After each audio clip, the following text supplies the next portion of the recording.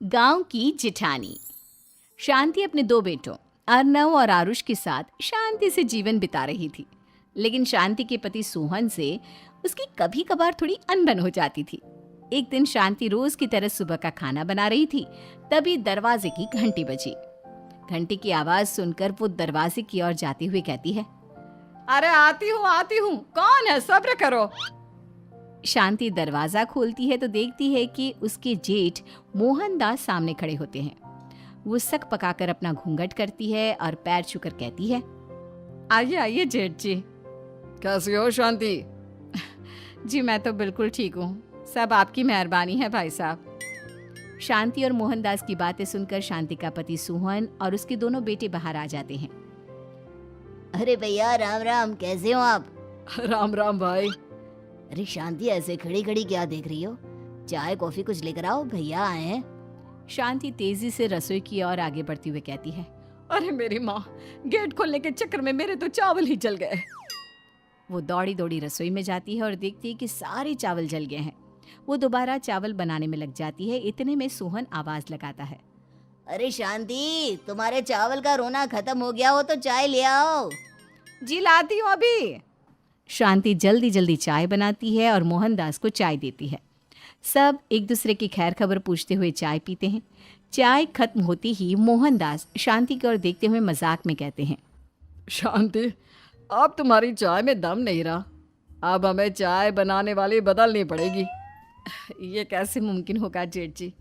घर और बाहर का सारा काम मुझे ही करना पड़ता है और कभी कभी जल्दी जल्दी के चक्कर में काम बिगड़ जाते हैं, जैसे आज चावल जल गए। अरे इसी का तो हल लेकर आया हूँ। मैंने रिश्ता देखा है अर्नव और आरुष के लिए। दोनों लड़कियाँ बहुत सुंदर और सुशील हैं। अगर आप दोनों इजाज़त दें तो बात करूँ आगे। सोहन और शांति रिश्ते की बात सुनकर कहते हैं, अब ठीक है, बात चलाइए ना भैया, पर पहले लड़की के बारे में कुछ बताइए तो सही। हाँ हाँ भाई साहब, लड़की कैसी है, परिवार कैसा है, कहाँ के रहने वाले हैं? देखो, परिवार तो बहुत अच्छा है, पर वे दोनों लोग बहुत गरीब हैं। दहेज में कुछ मिलेगा नहीं। अरे हमें दहेज में कुछ चाहिए भी नहीं, बस लड़की संस्कारी होनी चाहिए। एक लड़की तो पढ़ी लिखी है और शहर की रहने वाली है, पर दूसरी अपनी गरीबी की वजह से पढ़ न सकी और गांव में रहती है।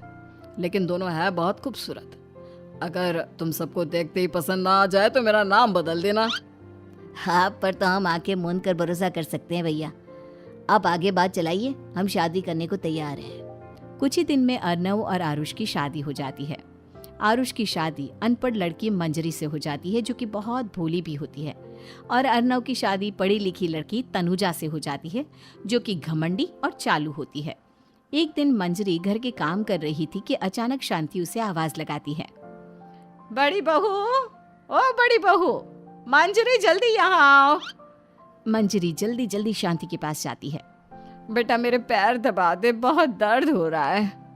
जी माँ जी, बस बर्तन धोकर आती हूँ। अरे बैठ यहाँ, मेरे पैर में बहुत तेज दर्द हो रहा है। बर्तन छोटी बहू धो लेगी। मंजरी शांति के पैर दबाने लगती है तो शांति तनुजा को आवाज लगाती है, छोटी बहू, ओ छोटी बहू। तनुजा थोड़ी देर से आराम से चलकर आती है। जी माँ जी, आपने बुलाया मुझे? आपको कोई काम था क्या? तो कुछ काम कर रही है या?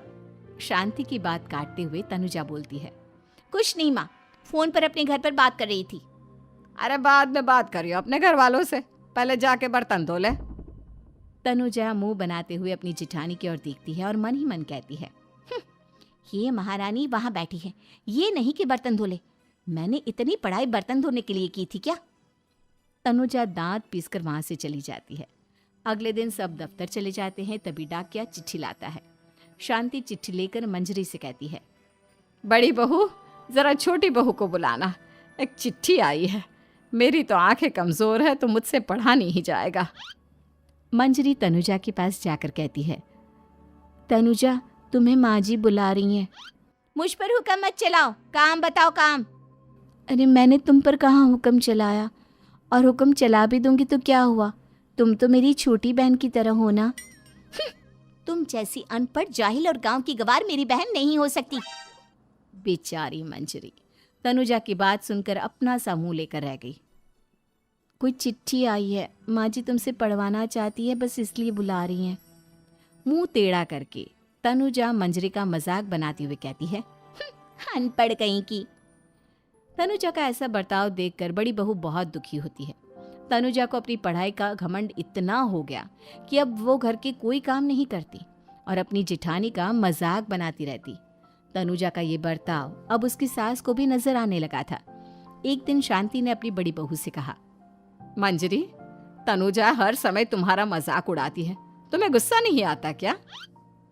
आता तो है माँ जी, लेकिन मैं क्या करूं? जब भी उसे कुछ बोलती हूँ वो और भी जली कटी बातें मुझे सुनाकर चली जाती है। मैं उसे अपनी छोटी बहन की तरह प्यार करती हूँ, लेकिन उसके दिल में मेरे लिए कोई इज्जत नहीं।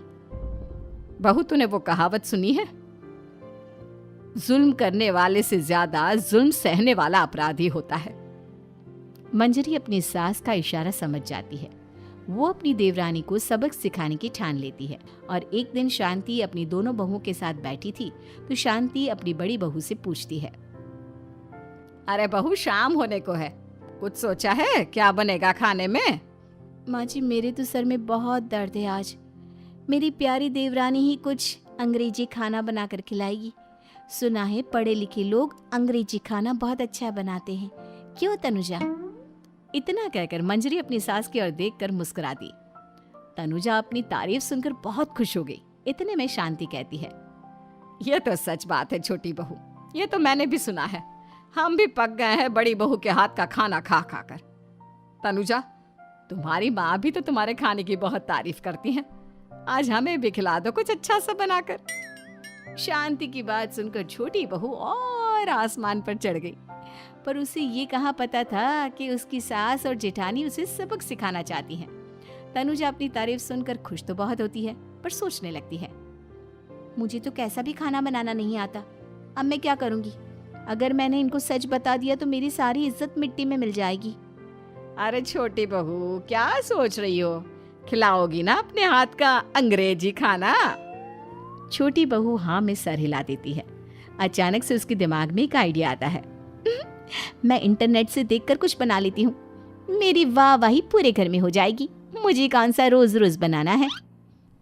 माँ जी, आज आप सबको ऐसा खाना खिलाऊंगी कि। इतने में शांति छोटी बहू की टांग खींचते हुए कहती है कि पता नहीं कैसा खाना खिलाओगी। ए ऊपर वाले, हमारी रक्षा करना।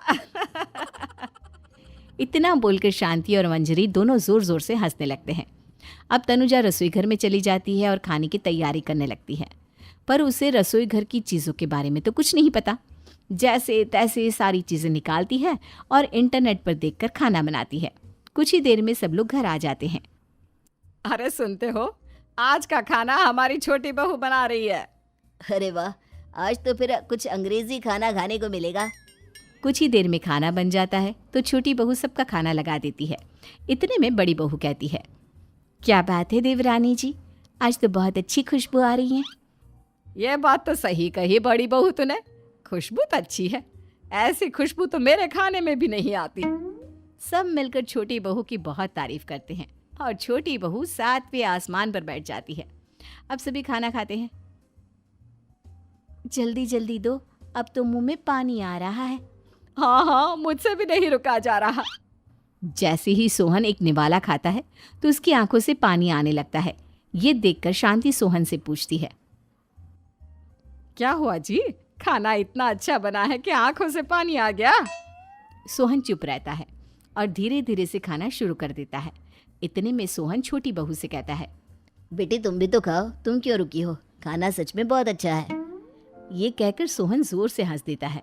फिर सब खाना खाने लगते हैं, लेकिन खाने में नमक और मिर्च तेज हो गई थी। तनुजा से कोई कुछ नहीं बोलता, बल्कि उसे भी खाने को कहते हैं। जैसे ही छोटी बहू खाना खाती है वो पानी पानी कहकर चिल्लाती है, पानी, इसमें तो पानी। ये खाना तो सच में इतना अच्छा बना है कि हमारे साथ साथ देवरानी जी भी इसके स्वाद को कभी नहीं भूल पाएंगी। सही कहा बहू। तनुजा को अपनी गलती का एहसास हुआ और उसने अपनी सास से कहा, माँ जी ये मेरी गलती नहीं है, इंटरनेट पर दिखाया था कि 4 चम्मच नमक और मिर्च डालने हैं। अब मंजरी को भी मौका मिल गया और उसने तनुजा पर तंज कसा। नाच न जाने आंगन टेढ़ा, हर जगह अपनी पढ़ाई दिखाती हो, दूसरों का मजाक उड़ाती हो। अब पता चला ना, हर चीज़ में पढ़ाई काम नहीं आती। और तुम तो शहर में रही हो, तुम्हें तो मुझसे भी अच्छा खाना बनाना आना चाहिए ना। बेटा, अगर तूने ठीक से सब सीखा होता तो आज तुझे शर्मिंदा नहीं होना पड़ता। बात शहर या गांव की नहीं होती। मंजरी गांव से आई है, लेकिन उसे घर का काम करना और खाना बनाना सब अच्छी तरह से आता है। तुम शहर में रही हो, तुमने ये सब क्यों नहीं सीखा? छोटी बहू सर नीचा कर सबसे माफ़ी मांगती है और बहुत शर्मिंदा होती है। दीदी मुझे माफ़ कर दो, मैंने आपको बहुत बुरा भला कहा, पर आपने मुझे हमेशा ही माफ़ किया। आज मुझे अपनी गलती का एहसास हो गया है। अब दोनों बहुएं मिलकर घर का काम करने लगी और एक दूसरे को अपने गुण बांटने लगी। मंजरी ने अपनी देवरानी को खाना बनाना और घर का काम करना सिखाया, वहीं तनुजा ने भी अपनी जिठानी को पढ़ना लिखना सिखाया। शांति और सोहन ऐसी बहुएं पाकर बहुत खुश थे।